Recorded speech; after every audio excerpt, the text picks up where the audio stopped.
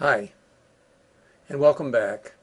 This is very short, but I think you're going to find this week's assignments maybe the most significant in terms of public policy, current public policies, any we will have. It just seems unusual that last week we were talking about network neutrality and some of the issues associated with the National Broadband Plan, and that is exactly what the President was talking about, what the congressmen and women were arguing about.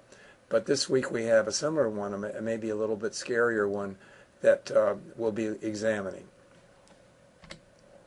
So this is the assignment, and I hope you'll take a good look at that CISPA bill. It's just it's the bill that's creating a lot of controversy. And when I say creating controversy, I call your attention to the second reading here, which is the Electronic Frontier Foundation, a perfectly respectable organization which is capable of marshaling very large numbers of signatures and advocates to a bill. It is dead against CISPA, absolutely fundamentally against CISPA.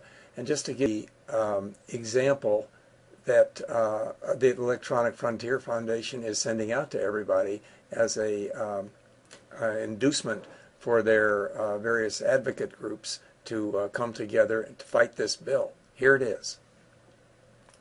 CISPA is back. Update: the House of Representatives passed CISPA. Now we're taking the fight to the Senate.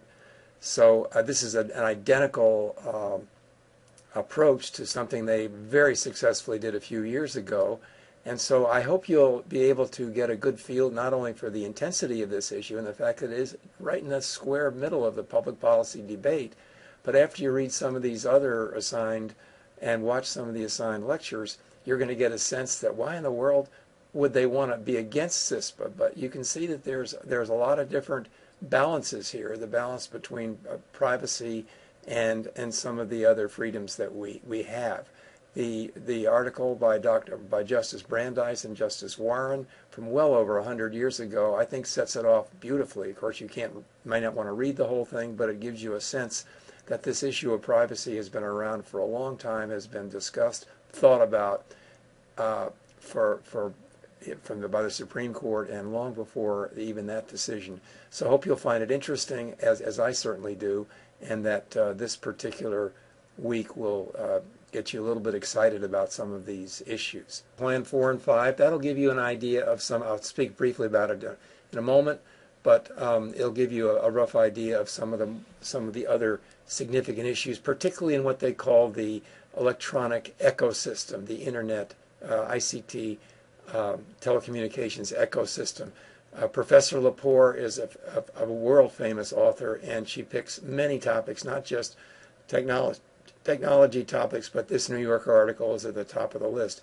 The one that I wrote with Sam Stone, who was a graduate student here a while back, I think you'll find it useful because it goes into some of those CISPA issues at the time they came up the first time and describes some of the problems of getting them passed.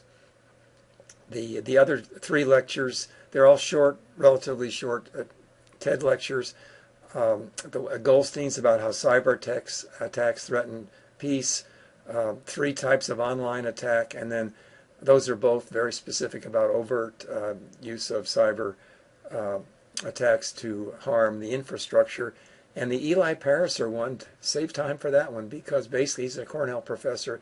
He's basically trying to remind us that there are some considerable worries that go with just simply using the browsers and some of the information seeking software we commonly use. I think you'll find that fascinating, as I always do.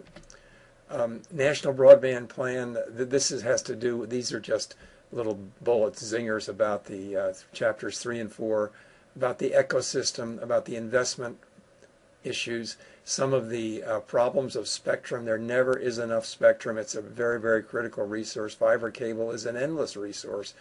Plenty of backup for that, but spectrum is not. And the need for more competition. So that's the lineup for this week. I hope you enjoy it. I hope you find it interesting.